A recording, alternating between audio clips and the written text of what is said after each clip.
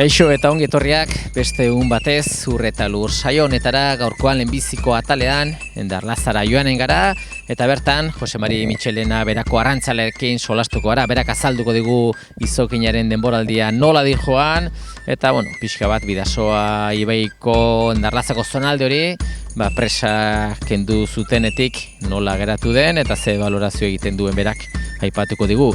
Bestetik, Endarlazatik Hondarribi aldera salto eginen dugu eta bertan Josune Zamorarekin egonen gara, bera badakizue aspalditxotik baratzegintza ekologikoan lanean dabilera eta orain bertan baita ere diversifikatuko du, berak nekazal turismo bat ireki dute beraien familiak eta bi gauzak nola uztartzen dituzten eta nola antolatzen diren aipatuko dugu Josunek.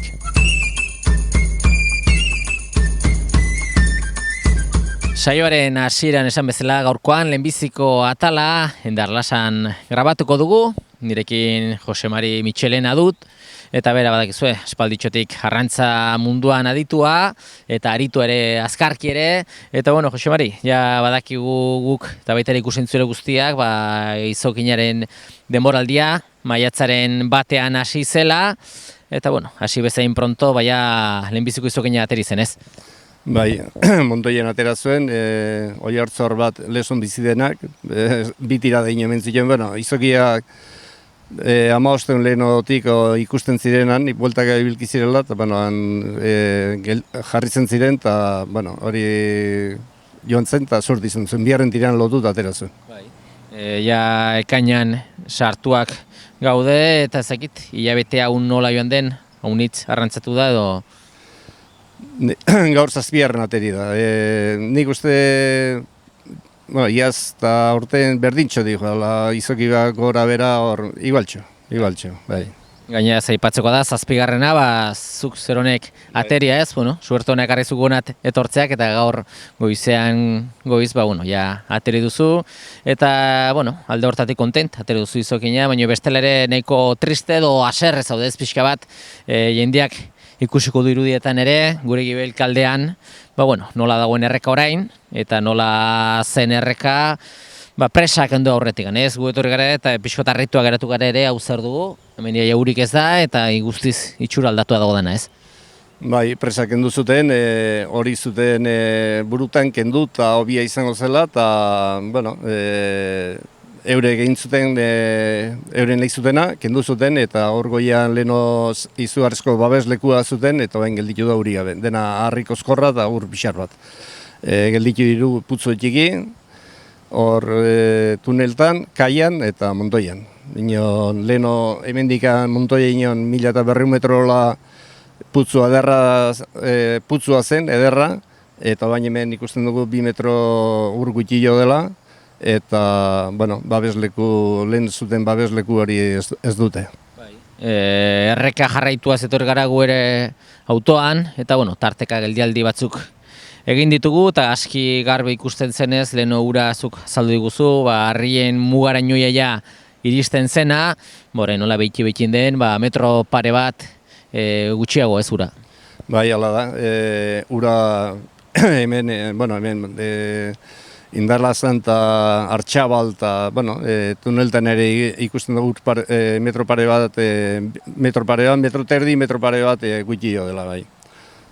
Presa justu gure atzean zen, irudietan ere ikusten zuelak aukera izanen du, konparatzeko pixka bat leheno nola zen eta orain nola dagoen, eta egia esan, naturarentzat, errekarentzat, eta izokinentzat berezik ere, golpelatza, ez, pixka bat, ura asko den lekuan, hor, arraia badu lasai oteko aukera, eta hemen berriz, iaia ezin ibili ez. Leheno babesleku hona zuten, eta bain arron putzo txiki batzuek gelditu dire, 3 lekutan putzo txiki batzuek gelditu dire, eure kendu nahi zuten izokia trabaik ez izan, izokia gotxi joateko, fundizioko nazatera, dozena bat aliatu dire, minen beste urtetan ez badire dozena bat zazoientako aliatzen urbil biltzen dire. Daiterran, 3 presak kendu dute, Indarlazakoa, Bezerrokoa eta San Martingoa. Eta ikusko dugu, erratuntek, baina goiza da solasteko binean, hemen ikusten dugu, hemen zagon putzua presazpilan, izugarrizko putzua zen, eta dena harrikoz korroz beti dago, dena harria besterik ez dago. Bestetik ere suertatu da, eguraldia, euri gutxi induela ere, eta dana kontra ez. Bai, hain euri gutxi indu, urgolpi izan duzen, urtarrilen izan duzen urgolpa ondila, hemen markak eben dire, non barrena ibili jau urankatan, ura, harriak eta muitutu, leku batzutan eman, batzutan kentzentu, bestetan jarri, eta hola da. Hemen arrantzako leku pila bat, trepak eta goi hortan, eta hemen bestaldetik, beraldetik, eta, arrantzako lekuria gelditu gara. 8 punturo, 8 leku arrantzatzen ditugunak, ezin du arrantzatu. Hemendikan, Villanueva 1200 metro diren, Villanueva Montoira, eta erdia ezin du arrantzatu ez dela gurik. Ezagit, urtero furia handia izaten da izokiarekin, arrantzatzeko, suposatzen dut ere arrantzale asko kanpotik etortzen direnak ere, harrituak geratuko ziren, ez? Igual zozerra ditua zuten, baina bertaratu eta ikusi nola altuen dena, ez? Bai, hemen gehien bat ibiltzen zen presazpi honetan, irundarrak jendia ja urteetan goti joana, jubilatuk eta etorri eta bokaua joan, eta hemen tertulian eta egun pasa hemen egoten ziren. Eta bain, hemen izokik ez da gelditzen, eta, jende gutxi etortzen, arron gutxi etortzen, herribela aldetik eta etortzen dire, minon goi itara joaten dire, ibiltzen dire Montoia eta Kaia, eta, arraia den lekutan. Hemen utxa ikusten dugu, ez da auto bat ere, ez da arrantzale bat ere, eta gauzak aldatu irela garbi da. Ezagit, zuek arrantzarako afizio izan duzue, bizi oso arrantzan, eta, guain denbora duzuela osasuna zongi zaudetela, eta afizio hori ere, kentzea gogorra da, ez? Zein dugu, aldun bitartien ibiliko era, bineon, erraten dugu, lehenko zarrak ikusko bazuten, leheno zagon bezala, hau presa gainao, bidazuen nola zagon hemen bian, eta orain ikusi, zein dugu, ez du beldek. Zuk zazpigarrena gaur ateria, zazpigarren izokina, denboraldia noiz arte luzatuko da, edo zenbat izokin arrautu arte? Uztaila ondarrien bukatuko da, ez dire, joan urtien 50 atera ziren, ez dire 50 aliatuko inundikane, eta ez da, gero jarri digute arrantzale bakotxantzako kupo bat, 3 izoki, ez du ongi ikusten, urteri ez da bakarran bat zuertia geixo duena, joan urtean 2 arrantzale izan duziren 7 atera zutenak, eta 50 atera ziren. 31 kupora aliatzeko 31 falta ziren, eta aurrek urtean 32, baitare 50 hartan gelditu zen. Eta aurten jarri digute, urtero hemen iztutzen errekatik bialtzen.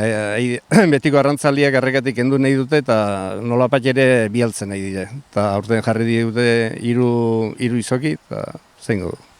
Hori da, suerte duna, hartu dezala posible ditunak, ez? Batek deus arrautzen duen bezala, bestatek egu arrautu ezkero, pixko dena konpensatzen dazkenin. Bai, ez da problema ez da hori. 3 ateri, suerte batek 5 o 6 ateri, gero igual bizpair urte ateria gelditzen da. Orduan, erratuen zuko, hilabete bat, hilabete terdin kupura aliatu da, eta hau mosturo egin behar dugu iruizoki jarri, dena beste arrantzalik atetzeko, bale, minotz, urtien 50 aterizien antzeinuko bai, eta erraten dut, 31, joan urtien ateri, kupura aliatzeko 31 falta ziren, eta aurrek urtien 32, nahi du erran, kupura aliatzeko izoki pila bat atera behartzen, eta neurriok hartzia, ez du ongi ikusten, ez du, Iruñan, goian nahi duten eikunte, eta hemen, alen nahi bat dutena, nolapat ere betiko arrantzaleen nahi dute errek itxintik endu, eta hori da, ez da besterik. Izokina ez ezik, haritzen zara ere arrantzatzen amurraiak edo, saiatzen zara edo?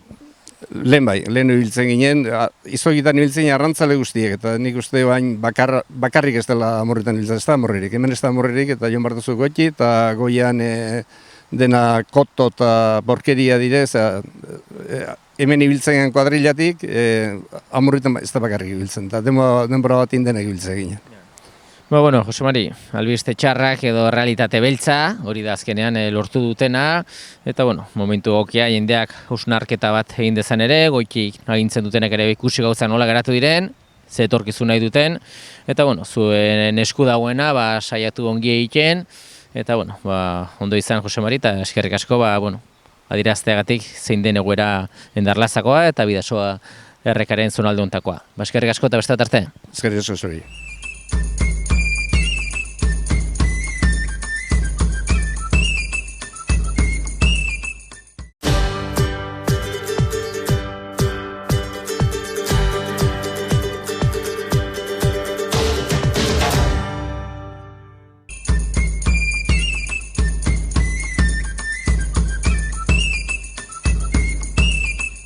Bigarren atal honetan baratzegintza solastuko gara eta gaurkoan ere landa turismoaz ikusiko duzu berrikuntza batekin gatozela eta nire alboan Josune Zamora dut, aurpegi ezaguna gure saioan, eta Josune, urten baratzean beti bezala ez, baratzeetan egutegietan lanean, eta ez dakit, ja ekologikoan zaudela eta proiektu honekin lanean, urtea pasatzen dira eta ez dakit ja zenbatxi urte.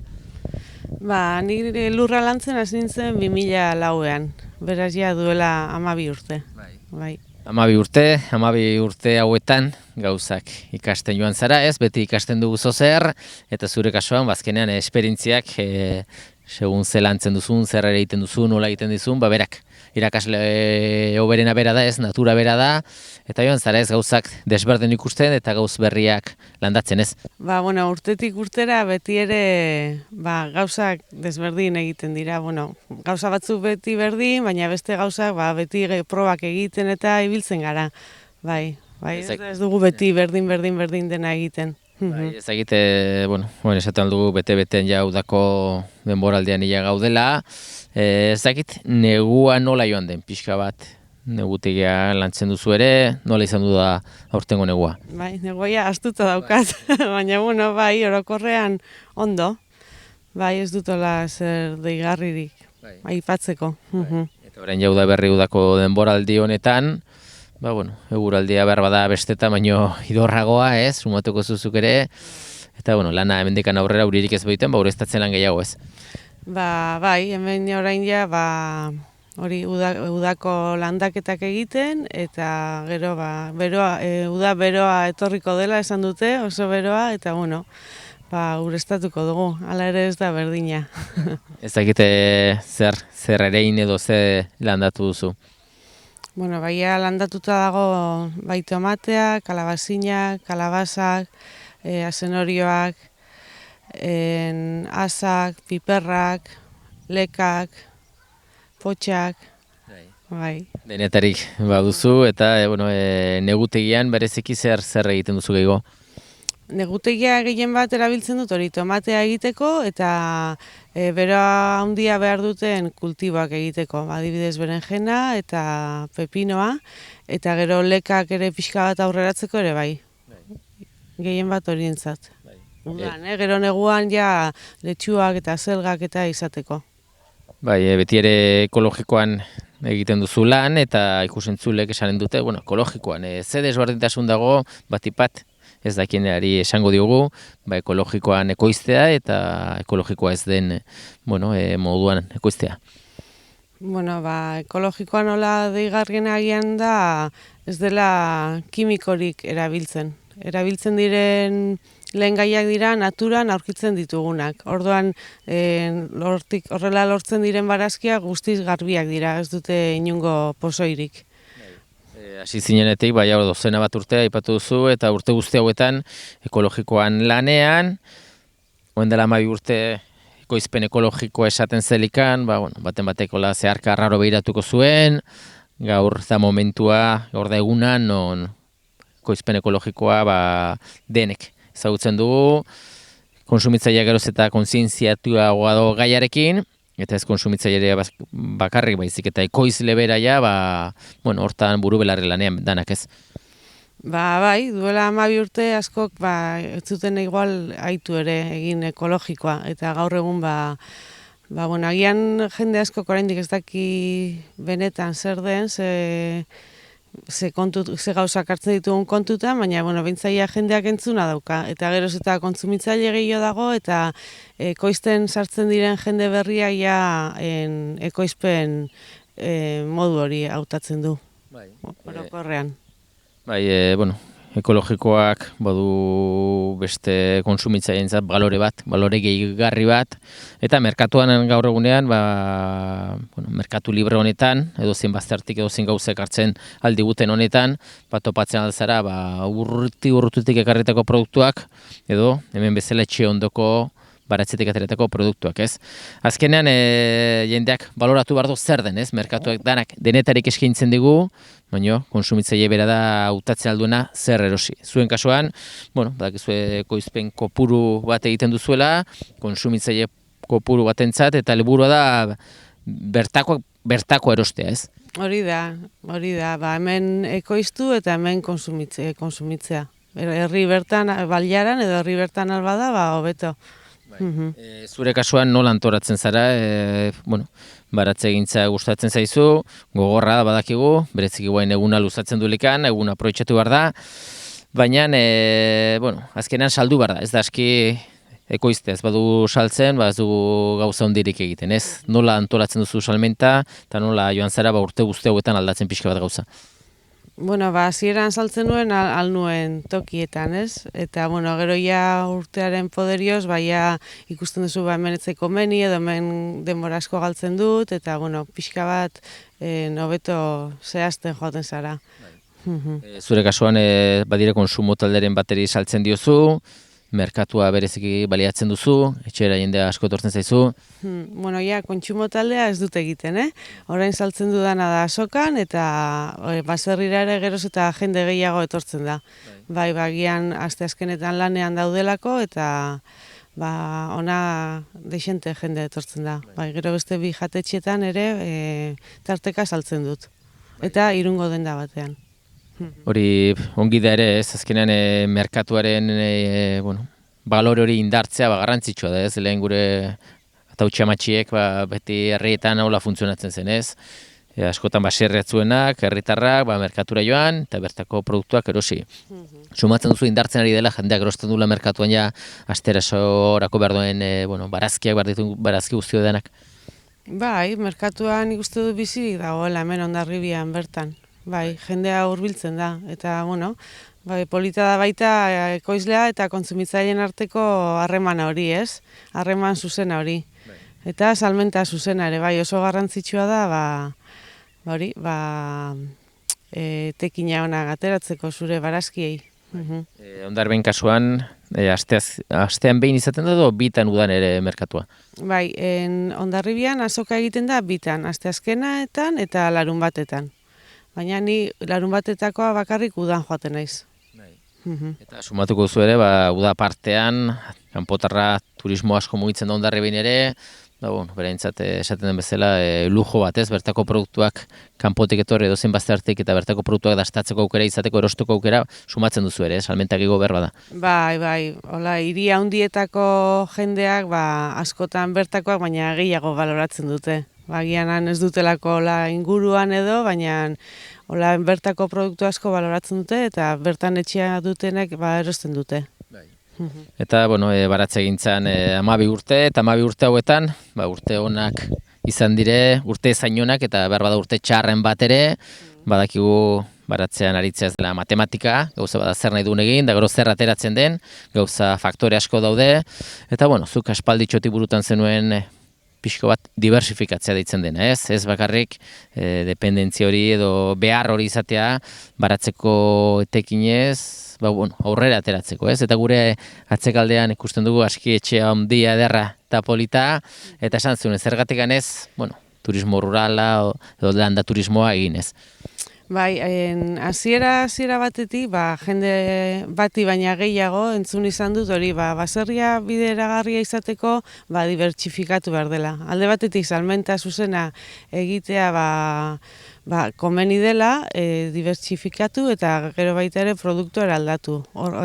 Hiru gauza horiek kontutan izanta, beti ere biableagoa da baserria. Eta hasiera batetik ja aurreikusia genuen nekazal turismoa egitea, eta azkenean lortu dugu irikitzea bai.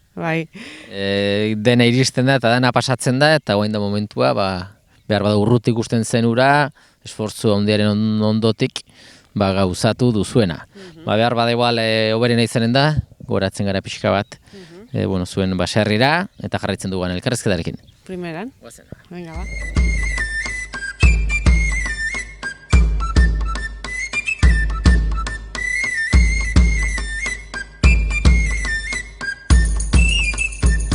Josune, etorri gara goikira, ikusentzulek ikusiko irudietan ere zepoilita den barrutik ere, nekazal turismoa. Hasieran ilusio da metxa zenutena, metxa esan duen bezala gauzatu da, jendeak jakiteko pixka bat, zenbateko nekazal turismo duzue, nola duzu antolatu barrendikan? Lau gela, bikoitza dira, horietako bat, zinduentzat moldatuta. Eta, hortaz aparte, hasiera batean asmoa da bakarka logelak alokatzeko, edo etxe osorikan? Sukalderik eta ez dago, orduan gure asmoa da, gelaka alokatzea eta gero gozaria ematea. Eta nola sukaldea ez dagoen, afaltzeko aukera ere bai.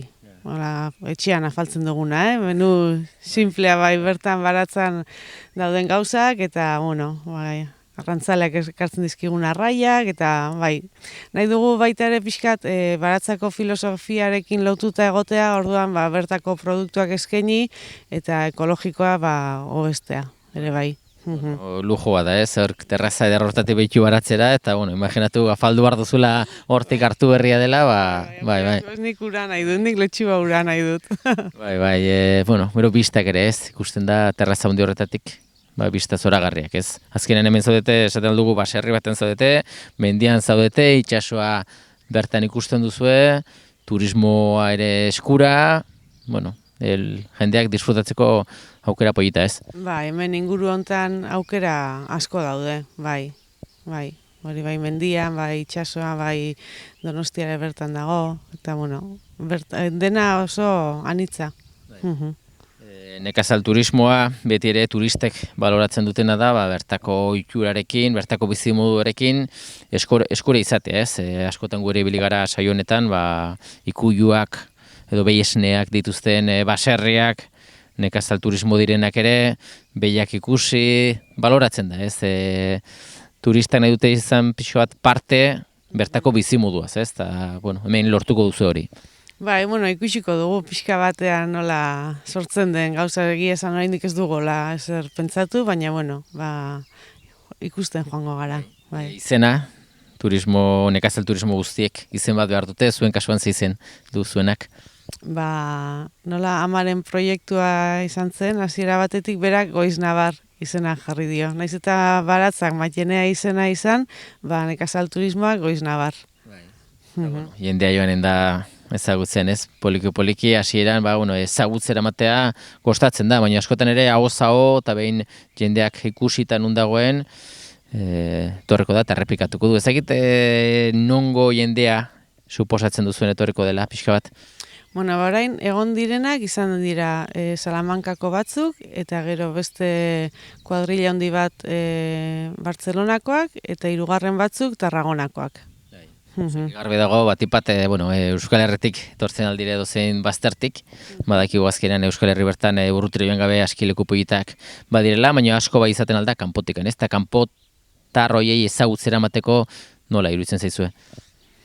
Gure asmoa da web horri bat egitea, eta gero turismoan ere azaltzen da, Hondarribiko turismo bulegoan, azaltzen da nekazal turismoa, eta ikusiko dugu, pixkat, sobre la martxa esaten den bezala. Horten izango da lehenbiziko udua, toma kontakto bat, ez?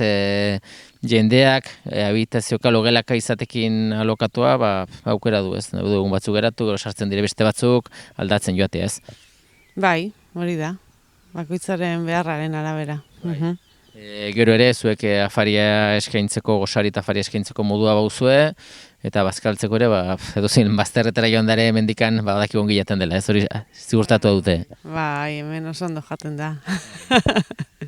Zuk zeni, Hemen eta inguruan, Nafarroan ere bai, gero hori da, ez, egun pasa irterak egiteko, gauza haunitz badire, ez, pollitak eta ikusgarriak urrutira joan gabe mendikan ere, ez, esan dugun bezala, Donosti bertan dugu, hartuta ere iparralde aldera, edozein Nafarro aldera, eskura. Bai, hemen aukera asko daude, bai.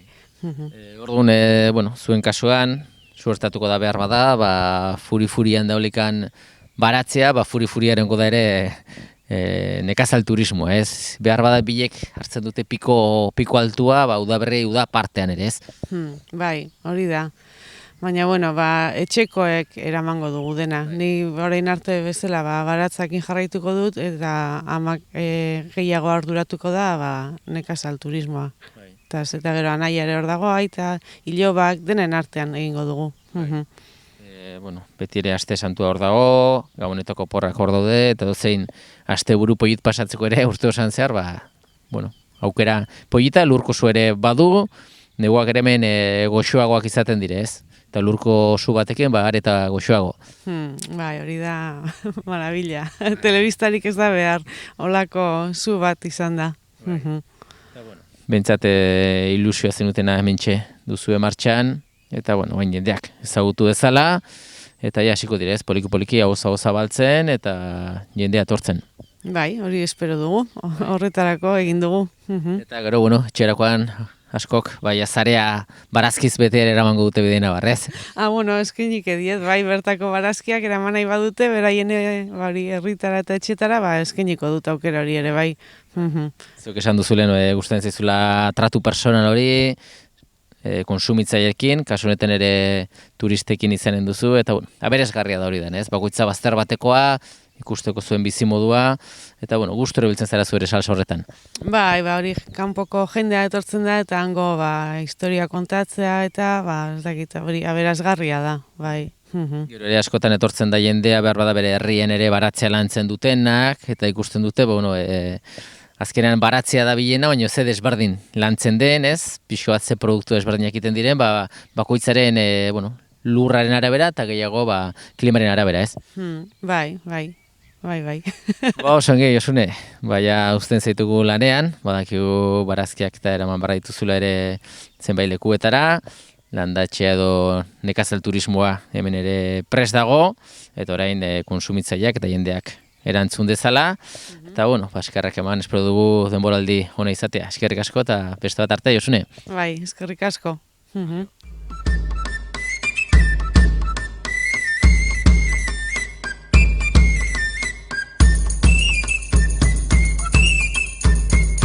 Besterik gabe, agur esateko ordua iritsi zaigu eta betiko moduan, eskerrak eman ez zuen arretagatik, gurtzen gara datorren saio arte. Ongi segi!